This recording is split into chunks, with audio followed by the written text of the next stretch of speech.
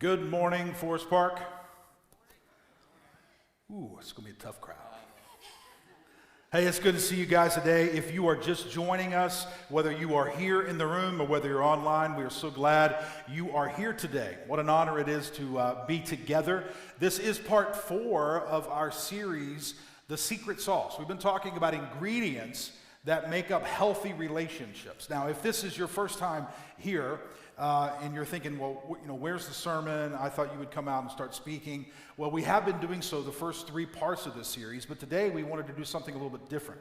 What we wanted to do is take some questions that you have and say, hey, let's do what we can to address some of these questions about relationships. Whether that is a relationship within a marriage, or whether that is a relationship between friends, or whether it's a relationship between parents and kids, or siblings, or whatever.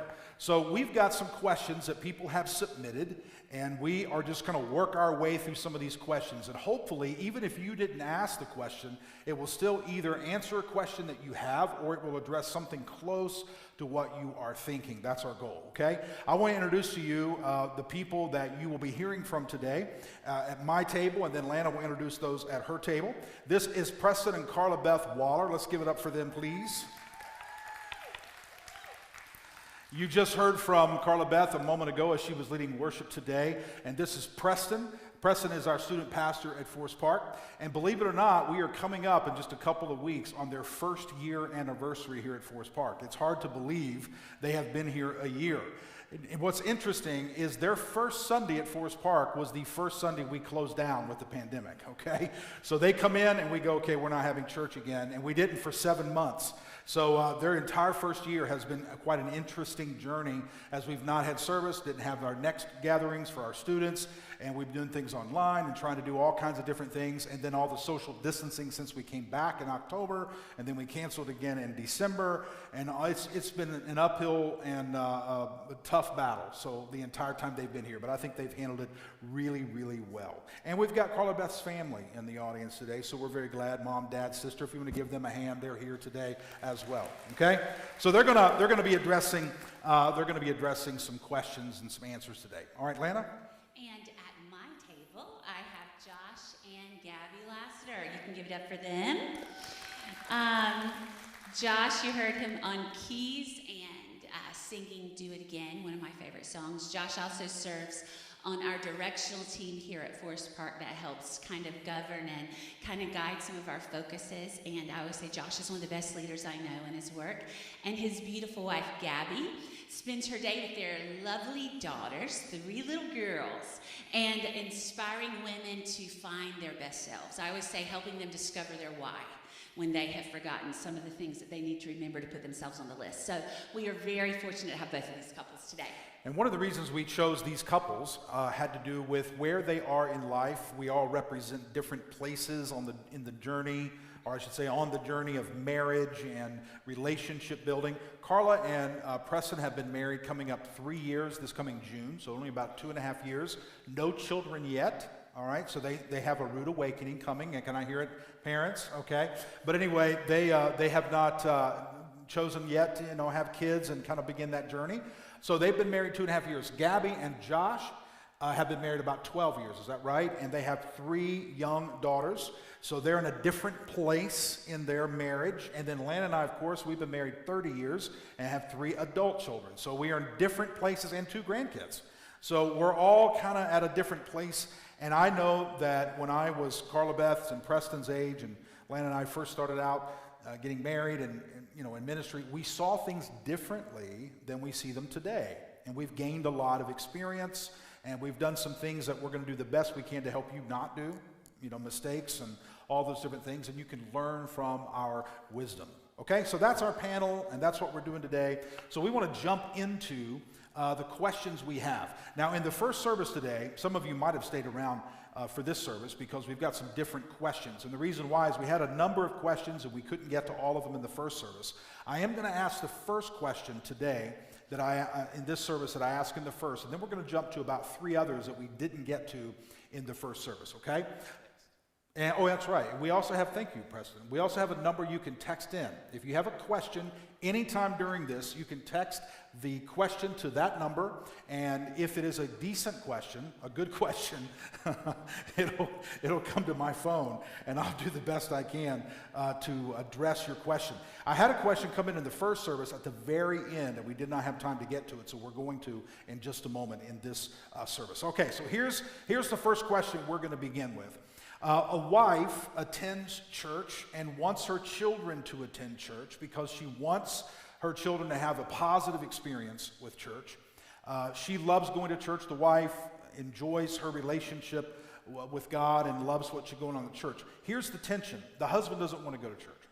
He's not really interested in going. He goes only to pacify her. He goes because to her it's important, and he shows up every now and then, but every time they go together as a family, there's tension. Every time they go together as a family, there's an argument, there's, etc. So we want to talk a little bit about the tension that creates and maybe some things we can do in that. And maybe you're in that situation yourself. So let's talk, guys. What do you say? Yeah, I mentioned this last service, and I think it's so true that if the spouse is feeling that way, I think part of that's on the church, right? And so I would encourage you as a couple to find a church that works for you. And we hope that place is here. We hope that you find a way to meaningfully connect with other people and connect with God. But if the church is not the place if that's the reason, where 2 or 3 are gathered together, God is there, right? And different churches serve different needs for different people at different places in their lives. And so find the church that works for you as a couple. But I think, again, it's so important to not just going to church, but there are going to be times in your marriage where you do go to things because the other one wants to and you don't. Like that, and that's part of just a strong, healthy marriage. I mean, very rarely are men and women wired the same way where they're going to want to go do the same things, right?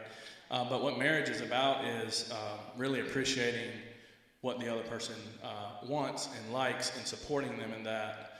And so again, if the church is not doing its part to make you hungry to come back, find the church that does. But don't make it about not doing it because she wants to. We can get really quickly get into a spot where we're kind of acting out of spite or acting passive aggressively. And so find the place that's home for you and go. It's good.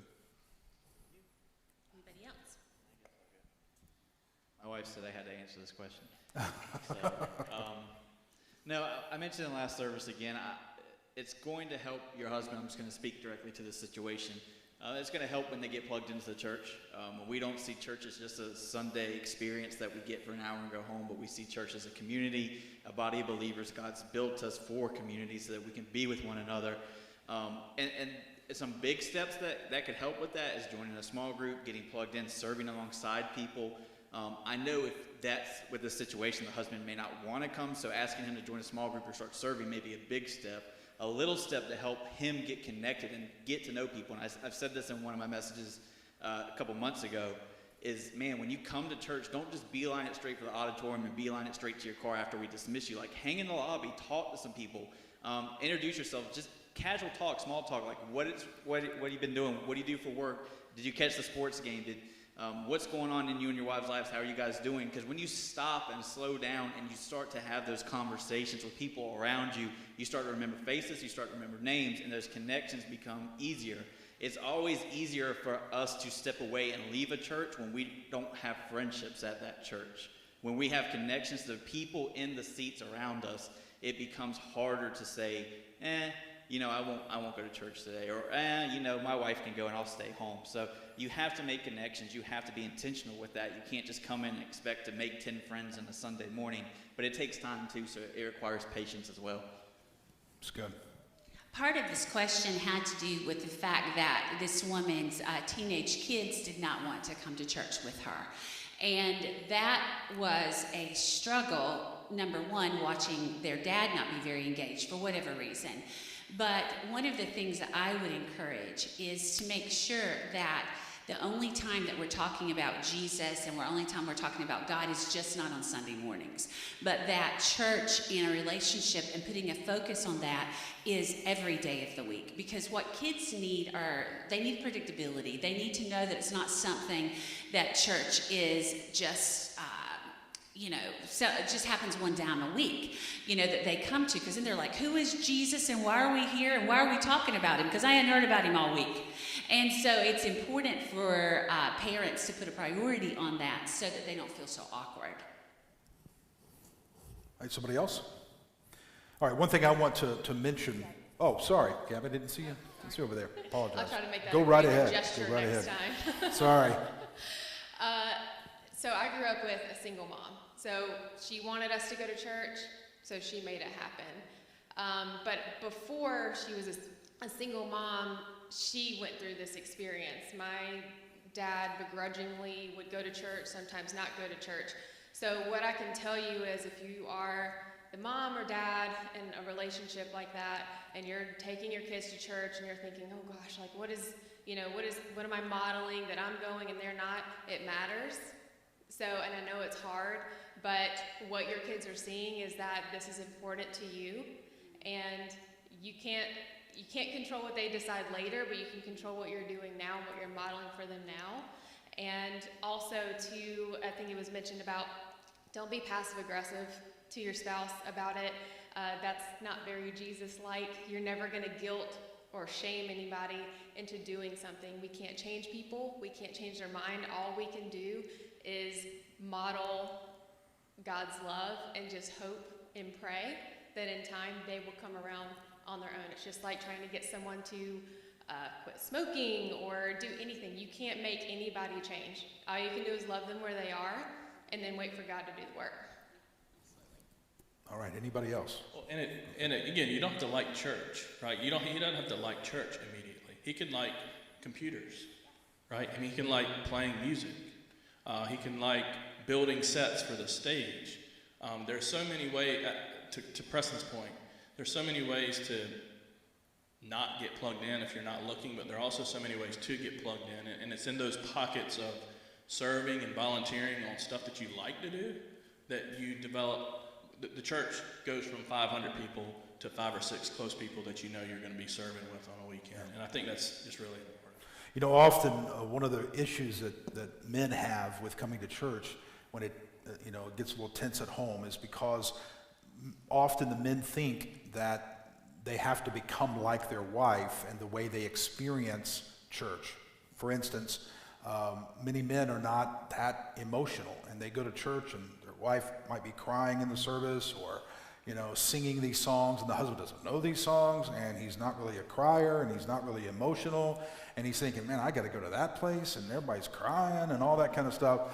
And I think it's important to give people permission to be themselves, and you don't have to do that. I say to people, listen, if you like to lift your hands during worship, lift them. If you don't, that's okay. If you want to stand, stand. If you want to sit, sit. You be you, okay? And God knows where you are. He knows your makeup. He knows the way you think. He knows the way you feel or don't feel. It's all right. There is no standard of emotion you have to have. You don't have to cry. You don't even have to know the songs, okay?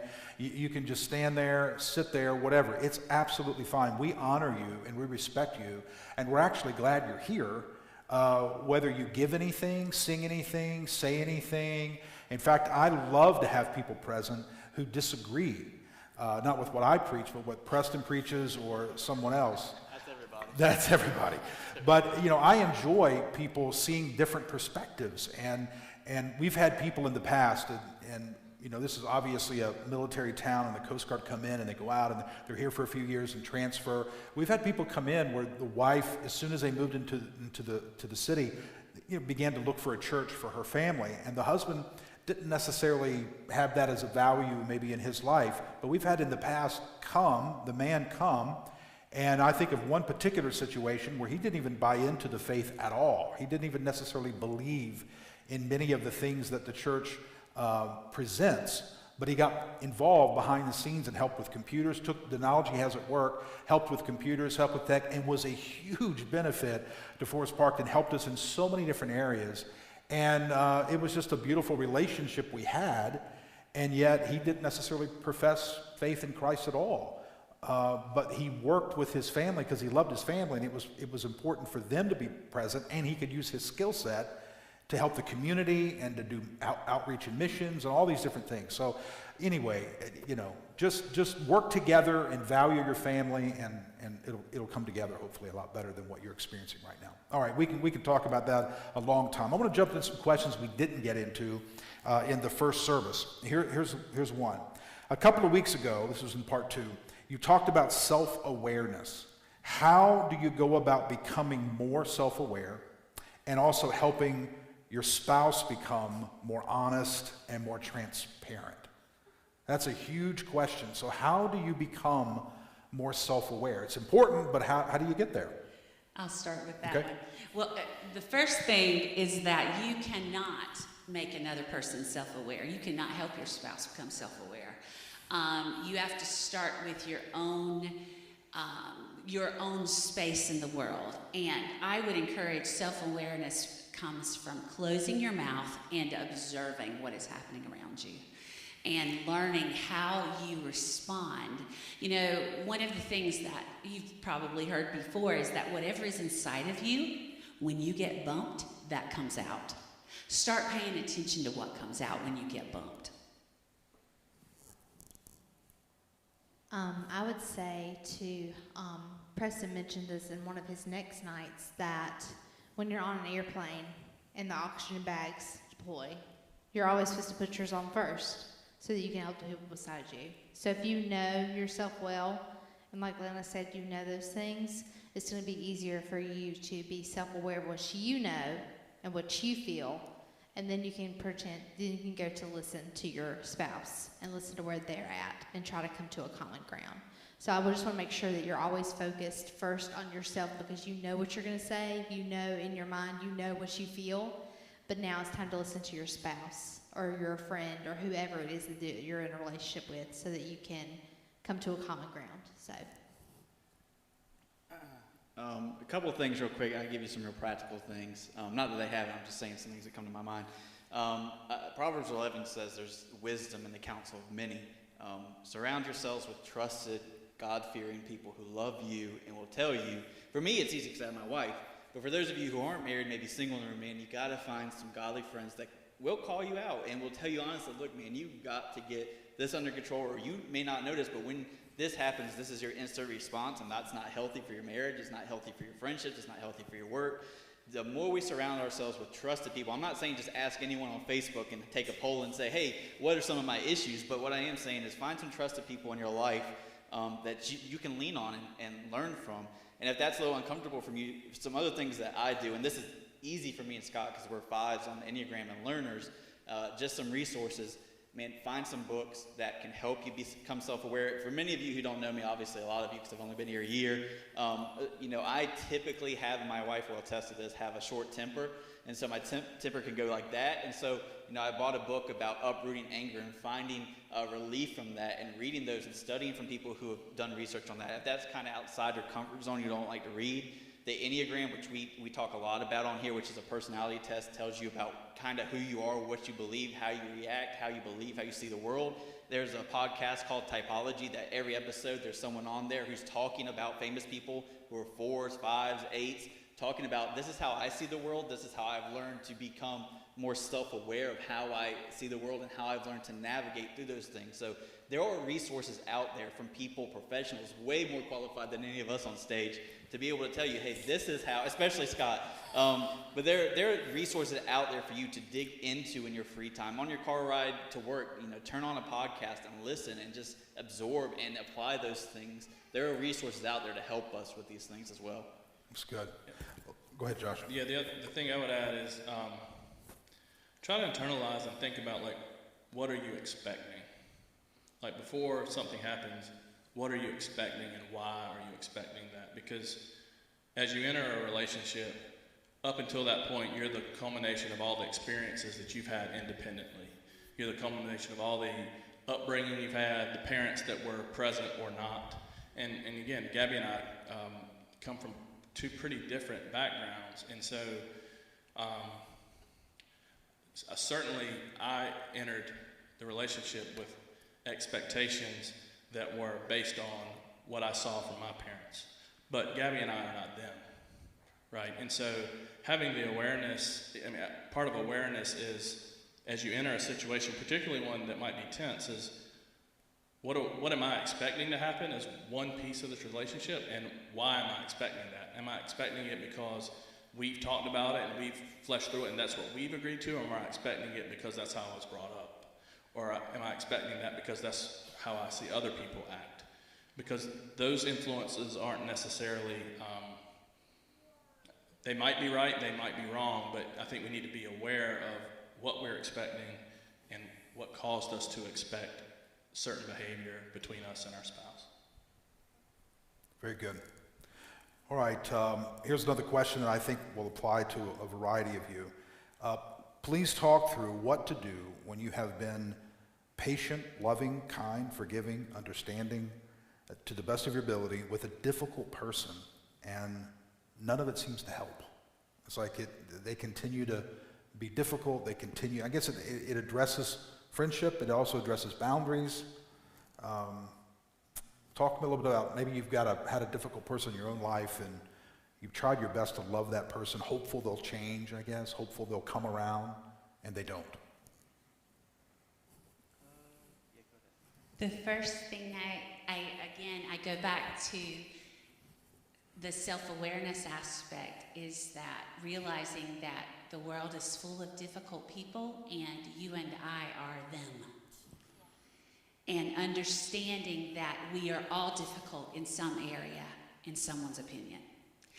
And so realizing that awareness, it causes you to have immediate compassion for a perspective or a difference of opinion.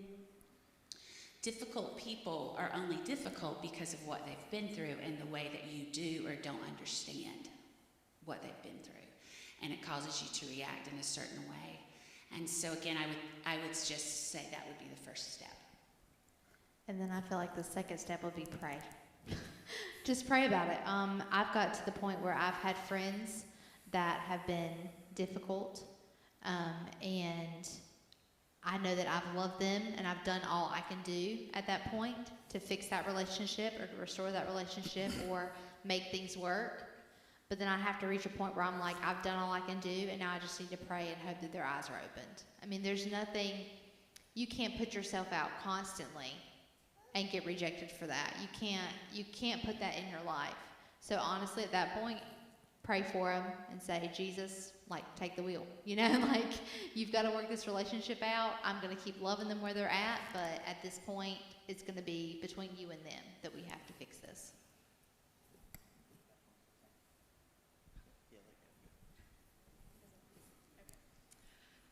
I keep coming back to this. You can't change anybody.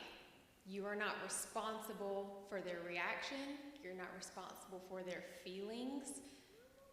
You have, Lana talked on this, you have to set those boundaries. And sometimes there's going to be situations where you can't physically be removed from those people. You work with them, they're in your family, whatever the situation is. But you can control what part of a conversation you engage with or you don't. You can control how you respond to people on social media. You can control what you are consuming. So if you are, and I talk about social media because that's how I run my business. So I have a lot of people who will go, oh, this person, and you know what they're seeing on social media starts really impacting their attitude and their attitude towards people. You know, a really easy boundary is the unfollow button and this news button on Facebook. And sometimes you have to do that in real life, and that's okay. Because if you don't protect your mind and your heart, you're going to just grow angry and resentful and start holding grudges and letting things just boil up until that relationship might fall apart when otherwise it would be okay. I think for me, I'll say a couple things. And taking context, this is with all the advice we've gone out there, so don't just take it with that context. I'm not trying to get Jesus, Yuki. If I was going to preach, I'd tell them all go backstage and I'd be up here. But I think for us, we have to change our mindset on that question, because when we love people or patient with people, show mercy to people in hopes that they change, I think we have to switch our mindset to saying, I love, I serve, I show grace and mercy because that's what Jesus did for me, not to get a result back. And as a pastor, that's hard. I mean, there are a lot of times I'm patient with volunteers, with students, with people in the congregation because I'm trying to help them, but at the end of the day, I can't help other people like we've said. And I think it's important that we take into context, Jesus loved us even when we were sinners, Romans 5:8, even yet when we were sinners, God loved us. So he loved us before we even changed, before we even became a Christian. So for us, when we love, we serve, we're patient with people in our lives, we have to keep in context. We're not doing it so they'll change. We're doing it because that's what we're called to do as faith-based people, as followers of Christ. And then secondly is just something I've learned practical that's helped me with this is learn to, again, with boundaries last week, Lynn talked all about it, but man, learn who to let sit at your table in your life. Learn to be careful about who sits at your table. What I mean by that is be careful how many people you let close into intimate spaces of your life. So if someone is difficult with you, if someone you're, quote, trying to fix, man, maybe it's time to move them away from the table. Maybe it's time to create some boundaries, to create some space, and to realize, hey, I can keep you in my life, but not this close, not this intimate, not this into my personal space. There have been many times with people, we've been texting, and I've gotten arguments with them. Not arguments, but it's got a little heated disagreements, and I just had to stop texting them. I said, okay, it's getting too emotional, it's getting too much. At this point, I'm cutting it off. At this point, I'm intentionally ghosting you, as the kids say, because it's not getting anywhere. So we have to be intentional with creating those boundaries too. Good. Very good. Thank you, guys. Here's a couple questions that have actually come in during this service, and we want to address these. My spouse and I have been best friends with a husband-wife couple for over 20 years. How do we negotiate the relationship today when we've developed and matured in a relationship with Christ and they do not seem to be as interested themselves in the relationship with Christ? That's what it sounds like. The couple has developed a relationship together, but this other couple they're friends with and have been friends with them for 20 years, they don't seem to be growing spiritually with them. That's how I understand the question. Hopefully I read that correctly if you're sitting here. That's a great question. You want to start?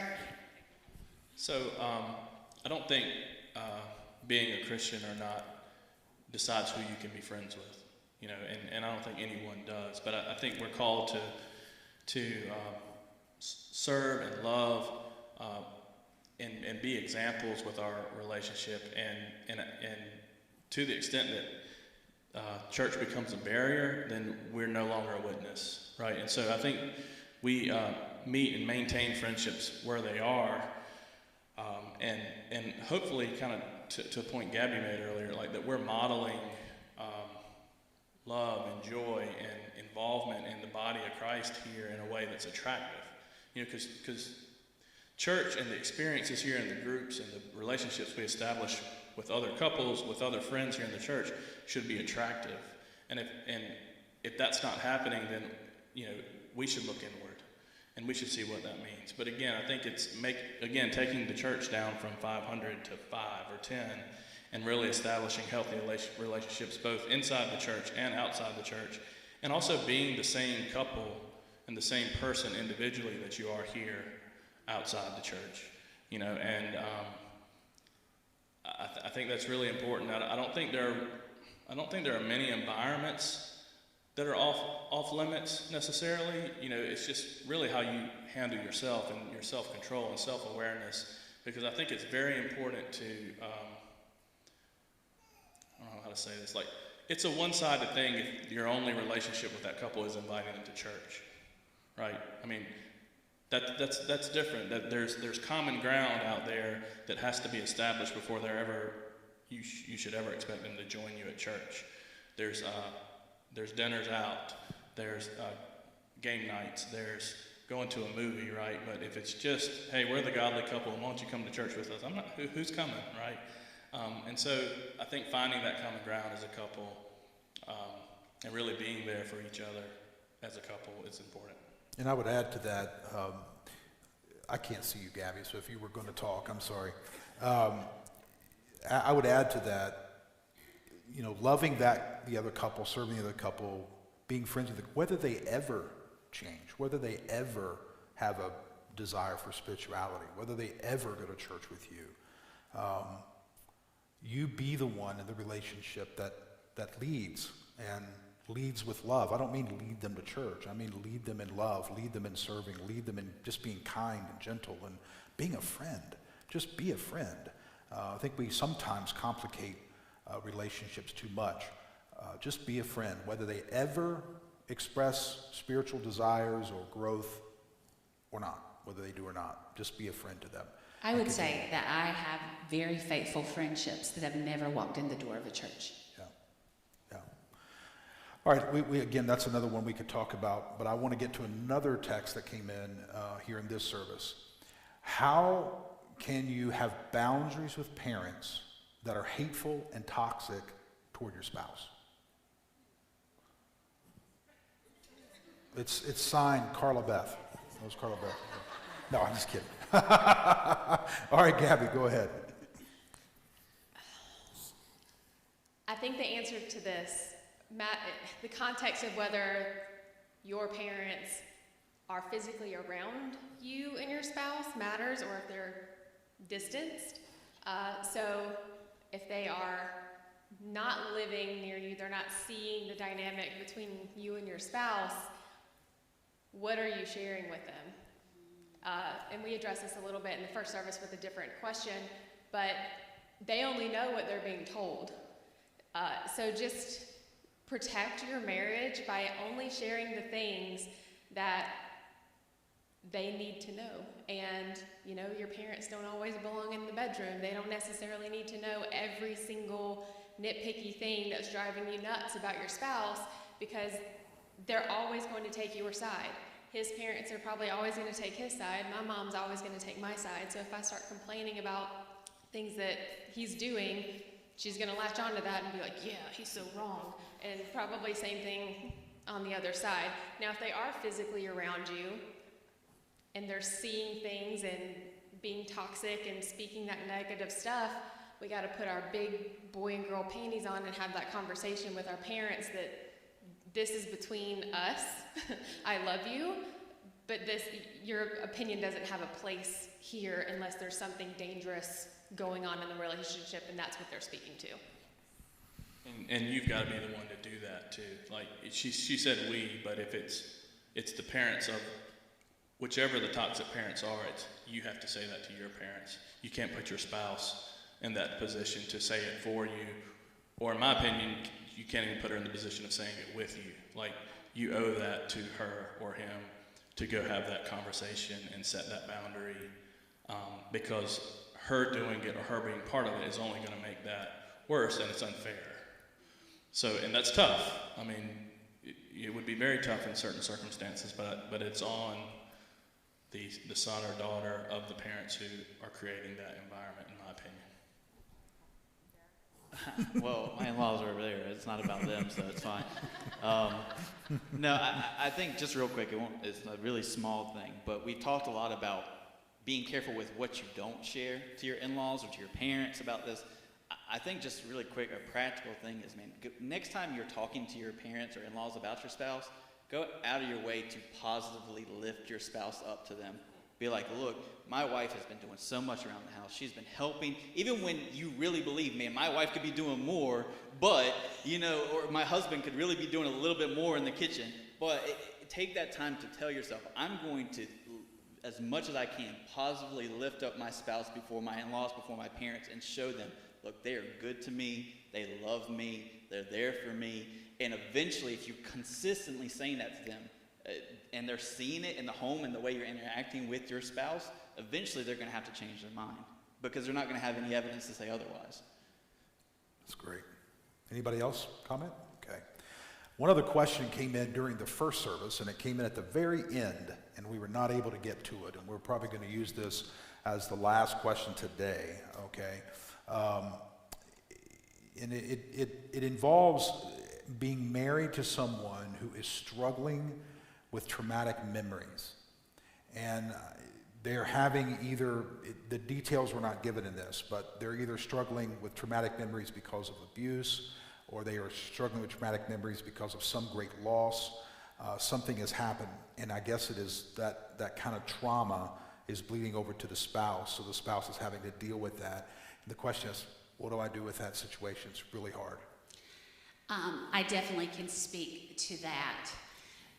Number one, I'm sorry. I definitely want to just extend that, is that I'm sorry you're having to go through that, because it's very difficult to watch someone that you love struggle in that way. Number two, just to give you a little bit about our history, if you call Forest Park home, you've heard Scott talk a lot about his background. And one of the first things that's so hilarious about when we met is that we were talking, downtown Baton Rouge, we were talking to some college students, about Jesus, and Scott and I didn't know each other. And Scott was talking to these guys that were playing basketball, and he was just talking, Jesus is cool, Jesus is good, all the stuff you say. I didn't actually say that. He wouldn't say that way, but whatever. That's her traumatic memories. And I had just been paired with him because, I was a girl, he was a guy. They didn't want me to walk off in downtown Baton Rouge by myself. And so he was like, he said to them, I'm 18 years old, I know how you feel. And in my mind, I'm like, he is lying to these kids. He's studying to be a pastor, and he is a liar. And so then we get back into the car, and I'm like, I appreciate all that stuff that you said to those people, but, I'm not here for the lie. And he's like, no, I really am 18. And that started our relationship. Okay. Now, we eventually connected, and after we got married, I began to see things about him. And I'm saying all that part to say this. He was so good at maintaining the trauma on the outside, that the stuff that was going on inside of him, nobody ever saw, because he presented it with such maturity. And you can't live with someone and not know their struggles. You can't live with someone and not know what makes them hurt and what makes them angry. And so it was very difficult for me to watch that. But the question is, how do you help them? I think more times than not, and you can help me with this, is that Scott did not even know that he was traumatized. He thought some of the things that he would just share with me were just like what everybody, it's just a Tuesday, that you would go to somebody's house and there would be, this enraged, moment that happened, or, some type of abusive situation. And I would be like, that is not okay. And that's just the way it was. And so it took a matter of me dialing back and saying, these are the things that I think we should deal with that seem to be hurting you. And it took a long time to get there. Yeah, I know in my own life, I think Lana hit it very well with just thinking it was just another Tuesday. In my world, when I met her, and you're not here for my story, but this might help. When I met Lana, got a chance to get to know her family, I had not ever seen a family function the way that their family did. So to me, they were just weird. And because I just assumed that everybody went through life pretty much the way that I did. And, you had stress and drama and issues and broken homes and, all this stuff goes. And she's right. I grew up in a church where I had to pretty much, put that in a bag and set it to the side and act as if I had everything together. And I thought I did.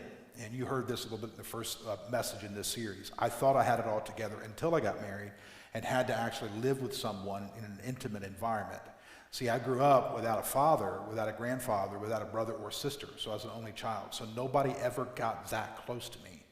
Well, then when I got married, I had to be close to someone, and then I no longer could fake it. I could fake it, but I couldn't fake it 24/7. I could only fake it in church. I could only fake it around friends. But when you're married to someone, it's very difficult to fake. So it comes out. And that was some real drama.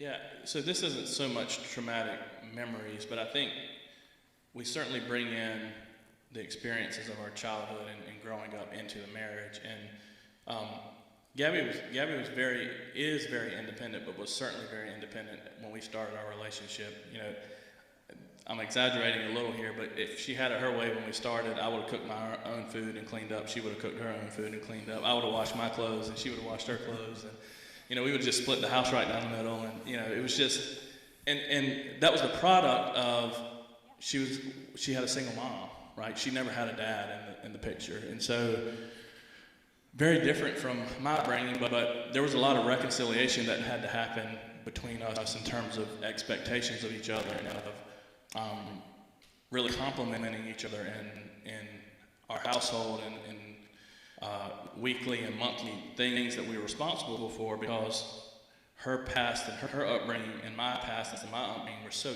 different that what we expected things to be like and how we expected things to go was totally different. She grew up with a mom who could do the mom and the dad job all by herself, right? And so she could too if she needed to. She didn't need me, right? Can, right? So I think that's important to recognize and notice kind of as part of this question. I think the only thing I really have to add is obviously it's important to be self-aware of these things. If you're in Scott's position coming from a traumatic experience, or if you're in the spouse's position, to be self-aware of your spouse that way too. But you know, self-awareness, like Scott talked about, is things we know, which is like this big, and the majority of the things in our life we're not aware of. So sometimes we need people to come around us and say, like Lana did with Scott, this is not normal, that is not the situation, but it's not enough just to stay there. We have to work through it. And honestly, I'll be honest with some of you who are dealing with this in your marriages, a very practical thing is you may have to get your spouse into counseling, into some therapy to unearth those emotional scars, those baggages that they're carrying around that they're not aware of. I talked to in the middle of the service with a volunteer of ours and talked about the shared experience of losing our fathers at a young age. And there are things, when I lost my dad 6 years ago, even 6 years later now, I know there are emotional baggages and scars that I have not even touched yet in 6 years. And so, you know, there are going to be things that you're going to either, you know, go to paid therapy, come here and talk with some of the pastors and get counseling, but that's going to be maybe one of the steps they have to take to work through those things. And the fact is, you know, we talk a lot in church about being spiritually healthy, and I want to make sure you understand being spiritually healthy is great, but God also wants you emotionally and mentally healthy too. He is not just interested in you being spiritually healthy. He wants you healthy in all areas of your life. And so if you're spiritually healthy, come to church, raise your hands, but emotionally you're dealing with baggage, God wants you to work through that. He wants you to find freedom from those things you've experienced and traumas in your life. It's good. And I think too, something that Preston and I have dealt with is I have a lot of insecurities, and he went, amen, okay. He went to our pastor at our former church and said, you know, she's dealing with some things that I feel like I can't really help her with. Like her insecurities are her own. She has to work through those.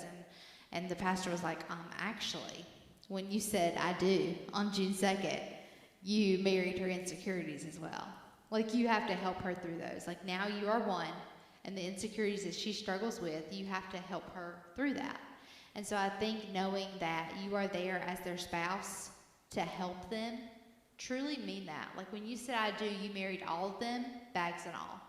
So help them carry that luggage. Help them work through those issues. And you know, like Lana said, like there are things that they may bring up that may just be casual, but to me, like they're actually not casual. Like these are issues that we need to talk through.